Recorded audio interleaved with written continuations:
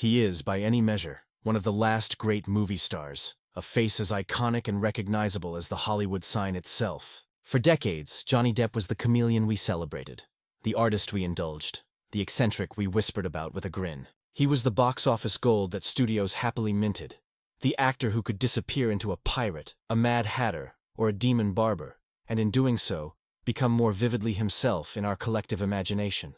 He was an easy person to adore, to place on a pedestal of creative genius, viewing his strange and wonderful choices as the prerogative of a true artist. However, in the mid-2010s, the narrative began to curdle. The whispers turned to shouts, the eccentricities were recast as pathologies, and the artist was branded a monster. Headlines detailed alleged violence, substance abuse, and financial ruin, painting a portrait of a man spiraling into self-destruction.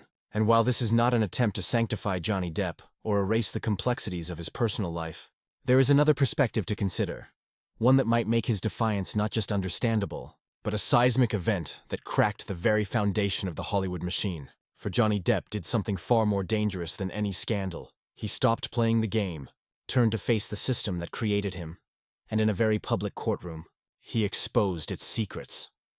The blueprint for Depp's career was never that of a conventional leading man. He wasn't interested in being the hero. He was fascinated by the grotesque, the poetic, the broken. From the scissors-handed Edward to the drug-addled Raoul Duke, his characters were outsiders, and we loved him for it. This was his brand, carefully cultivated and lavishly rewarded. Hollywood, a town built on personas, saw the value in Depp's rebel image. It was a safe rebellion, a marketable weirdness that sold tickets, action figures, and a myth. The system functioned as long as he played his part, both on-screen and off. He could be late to set, he could spend millions on extravagant whims, he could be enigmatic and withdrawn, so long as the machine kept turning a profit. He was, in the end, a product, and a wildly successful one. But this relationship is a Faustian bargain. The industry gives you fame and fortune, but in return, it demands your narrative. It owns your story, and it will tell it in the way that best serves its own interests. For years, Depp benefited from this arrangement. But the moment he became a liability, the moment the narrative of troubled genius threatened to eclipse the profitability of the bankable star, the machine turned on him with brutal efficiency. The catalyst, of course, was the very public and vicious legal war with his ex-wife, Amber Heard. The initial allegations, emerging in 2016, were cataclysmic. In the court of public opinion, fueled by salacious headlines and a carefully managed media narrative, Depp was swiftly convicted. He was dropped from the Pirates of the Caribbean franchise, a multi-billion-dollar enterprise he had built. He was recast in the Fantastic Beasts series. His agency and publicists, entities that had built their reputations alongside his, severed ties. The message was clear and chilling. You are toxic, and we are cutting you loose. This is the standard Hollywood protocol for a scandal. A swift, surgical excision to protect the larger body. The individual is sacrificed to preserve the system's illusion of morality, and, more importantly, its bottom line. It is a process that requires silence and compliance from the condemned. The expectation is that you disappear, you issue a vague apology, or you quietly check into rehab, allowing the industry to move on without ever having to confront the messy, complicated truth. But Johnny Depp refused to follow the script. His decision to sue for defamation in Virginia was an act of unprecedented rebellion. It was a direct challenge to the system's control over his narrative. Hollywood operates in the shadows, with sealed settlements, non-disclosure agreements, and whispered conversations in green rooms. It resolves its dirt behind closed doors. By taking his fight to a public courtroom, where every allegation, every text message, every piece of evidence would be broadcast to the world, Depp was pulling back the curtain. He was forcing the industry to play a game it never agreed to, on a field where its traditional weapons, PR spin, media relationships, and financial pressure, held less power. The 2022 trial became a global spectacle not because of its tabloid drama, but because it was a live autopsy of a Hollywood relationship, complete with all its dysfunction, toxicity, and mutual destruction. It was raw, unscripted, and horrifically compelling. And in that courtroom, the carefully constructed public image of both Depp and Heard was systematically dismantled, revealing something far more nuanced and far more dangerous to the Hollywood ecosystem. The truth is rarely black and white. The trial exposed more than just the details of a fractured marriage. It exposed the mechanisms of modern reputation destruction.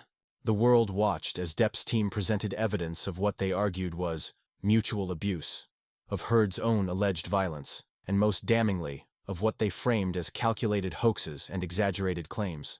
The audio recordings, the testimonies, the chaotic and contradictory evidence painted a picture not of a singular monster, but of two profoundly damaged people in a toxic cycle. For Hollywood, this ambiguity is terrifying. The industry thrives on simple stories: the hero, the villain, the victim, the abuser. It needs these clean labels to make quick, defensible business decisions. Depp's case introduced a virus of doubt into that simple code. It demonstrated that a narrative, no matter how widely accepted, can be challenged. It proved that the court of public opinion can be appealed. The public's overwhelming support for Depp, messy and complex as his own testimony was, signaled a profound shift. The audience was no longer passively consuming the stories fed to them by entertainment news. They were engaging, analyzing, and forming their own verdicts. This loss of narrative control is a studio executive's worst nightmare. Furthermore, Depp's demeanor throughout the ordeal was a masterclass in subverting expectation. The industry anticipated a broken, rage-filled man, the volatile addict from the headlines. Instead, the public saw a quiet, often whimsical, and surprisingly resilient figure. He doodled in a notebook. He delivered deadpan, self-deprecating one-liners. He spoke of his own struggles with addiction with a raw honesty that felt more like a confession than a defense. This was not the performance of a penitent sinner or an angry rebel. It was the presentation of a man who had been stripped bare and had nothing left to lose but his own truth. This authenticity resonated with a public increasingly cynical about the polished, focus-grouped personas of celebrities. In a world of curated Instagram feeds and managed press tours, Depp's unvarnished, flawed humanity was paradoxically his greatest strength. He wasn't asking to be loved. He was asking to be heard. And in being heard, he exposed the hollow artifice of the celebrity machine that had once anointed him. The fallout from this exposure is the true source of Hollywood's fear. The Depp Heard trial created a dangerous precedent. It empowered other figures who feel they have been maligned by the system to consider fighting back publicly. It emboldened fans to question the official narratives handed down by studios and media outlets. It introduced a new and unpredictable variable into the risk assessment calculus of billion-dollar franchises. How do you ensure a film when your star could be engulfed in an unscripted, live-streamed legal battle that recontextualizes their entire public image? The old model of cancel and move on is no longer a guaranteed safe bet. Depp proved that with enough resources, enough public goodwill, and enough sheer stubbornness, an excommunicated star can not only survive but can stage a comeback on their own terms. His subsequent projects, like playing King Louis XV in Maïwenne's Jean du Barry, which opened the Cannes Film Festival, and his prominent role in the musical supergroup Hollywood Vampires, are not just career resurrections. They are acts of defiance. They are proof of life after industry death. He is no longer solely reliant on the traditional Hollywood power structures for his livelihood or his identity. His art and his audience have become his sanctuary and his shield. This independence is perhaps the most threatening rebellion of all. A star that the system cannot control is a star it cannot create, and therefore cannot destroy.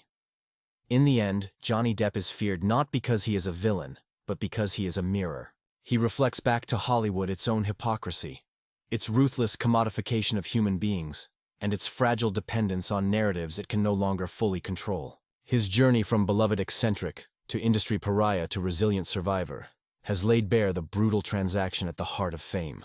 The machine that built him up was the same one that tried to tear him down, and in his very public struggle, he demonstrated that the monster in the shadows was not just a man, but the system itself. He exposed the secret that everyone in Hollywood knows but few dare to utter: that loyalty is fleeting, image is currency, and the only narrative that truly matters is the one you are willing to fight for, no matter the cost. All we know for sure is that no amount of money or fame is worth the soul-crushing pressure of living inside a story you didn't write. And Johnny Depp, the ultimate rebel, finally decided to pick up the pen himself.